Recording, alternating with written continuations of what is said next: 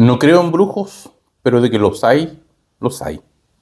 Esta es probablemente la máxima que emana de este libro que encontré, un libro que he intentado y otro parecido buscar durante años y lo quería comprar ahora.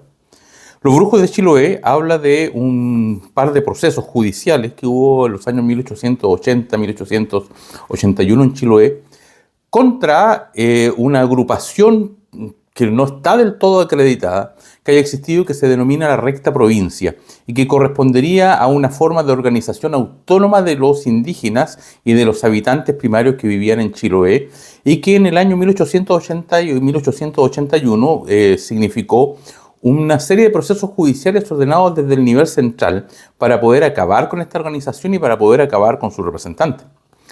Fíjense que esto no es nuevo en Chile, porque de lo que dan cuenta son de dos o tres cosas que son permanentes en Chile. Uno, de esto queda muy poca evidencia. Los expedientes originales se perdieron, nadie sabe dónde está, y quedaron solo algunos rastros sueltos, que son los que se recopilan en este libro, declaraciones de los indígenas que fueron sometidos a investigación, y no hay ningún otro antecedente más que lo que señalan los periódicos de la época. Es decir, en Chile todo lo que tiene que ver con la historia de la justicia y la justicia hacia los pueblos desaparece. Y esto se suma a que tenemos en las universidades una nula tradición respecto a la historia del derecho en Chile. Cuando yo estudié en la Universidad de Concepción en aquellos años, tuve un ramo por un profesor que se llamaba Historia Constitucional de Chile y que ya era una rareza. Era un ramo, por su forma metódica de ser entregado a los alumnos, bastante aburrido. El profesor leía apuntes, cosa que se sigue haciendo hasta ahora. Pero en esa universidad no lo sé, pero en otras universidades sí. Se sigue haciendo. Y en esta situación, uno podía ver cuáles eran las fuerzas, cuál era lo que había llevado a que se fueran dictando distintas constituciones políticas en Chile y terminaba con la constitución de 1880, aunque no lo alcanzábamos a pasar, la de Pinochet. Pero en el resto de las cosas desconocemos absolutamente qué sistema organizacional jurídico tenían los pueblos originarios, mapuches, atacameños, diaguita, Rapanui, etc. Y no hay estudios tampoco por la historia popular jurídica de Chile, cómo se han organizado cuando no hay ley. Sabemos que las mutuales obreras y las situaciones obreras se organizaron a fines de 1880 y fueron adquiriendo personalidad jurídica y después fueron reconocidas por ley. Pero de todo lo que ocurre en el mundo popular en Chile no hay ningún estudio. Y a las universidades, al parecer, en esto, incluso con la proliferación de universidades que hay, no les interesa saber en absoluto qué es lo que ha ocurrido. Lo segundo que tiene este libro es que tiene los antecedentes de un asesinato, que es en definitiva lo que parece, por lo que se puede leer, desata toda esta persecución de personas que son acusadas de brujería o de cometer asesinatos entre ellos, y cómo en un cruce de caminos dos personas matan a otro, y además estas personas coincidirían o fueran acusadas de ser también los cabecillas quienes se disputaban el liderazgo de esta especie de organización de gobierno paralelo que existía en la isla de Chiloé. Y en la primera mitad del libro todo es una serie de antecedentes de un proceso que fue instruido en contra de esta organización y de quienes resultaron responsables para intentar identificar y saber quiénes eran y quiénes no eran. Y hay que recordar que en Chile solo el Tratado de Tantauco de 1826 incorporó la isla de Chiloé a Chile recién. Por lo tanto, es bastante reciente en la historia nacional y durante mucho tiempo el Estado estuvo semi-ausente de ahí. Y es esperable, es razonable creer que las personas que allí vivían se daban algún tipo de organización para poder autogobernarse. Y esto tampoco es nuevo en Chile, está pasando hoy día.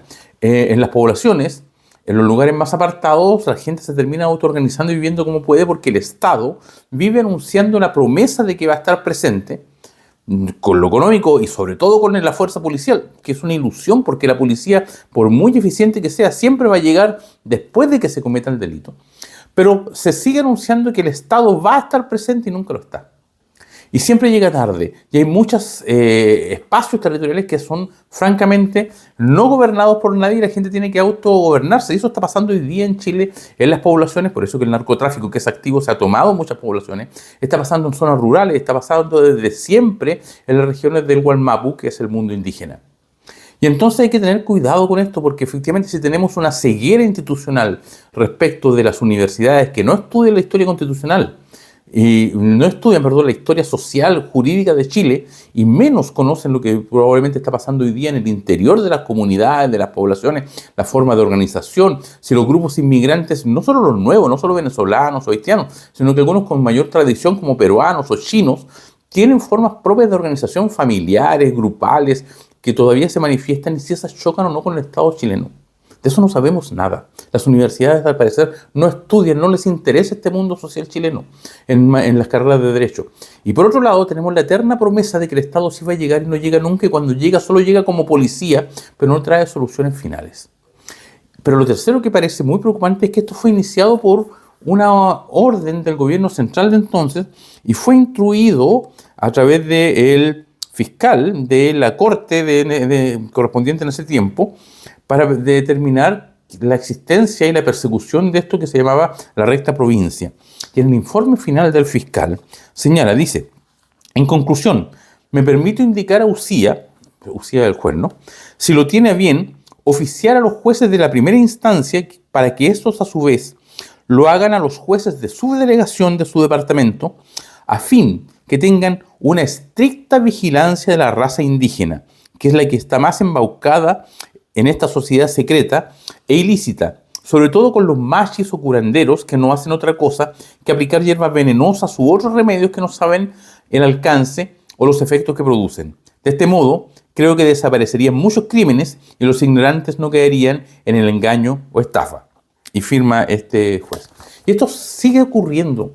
No solo desconocemos la historia, no solo desconocemos cómo está hoy día funcionando el mundo popular, cómo están hoy día funcionando las organizaciones en las poblaciones, las organizaciones en los territorios del Gualmapu o de otras etnias indígenas o de otras comunidades de inmigrantes que se han ido construyendo y que permean y se mezclan muy poco con la sociedad chilena.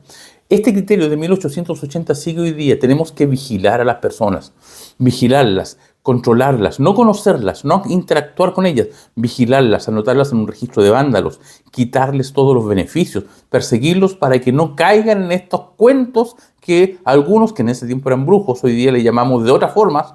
Hoy día hay una idea de que todo el que no piensa como el que está en el poder es diferente y debe ser acusado de terrorista. Entonces hay que vigilarlos a todos. Y esto es un rasgo de la sociedad chilena que está presente ya desde 1800, la incapacidad del Estado de dar cuenta de todo y no tratamos los temas de fondo. Por estos días se discute el ingreso a Chile de una serie de niños haitianos que primero se intentó montar como un show, porque todos lo montamos como un show, y luego han ido apareciendo y hay una fragilidad.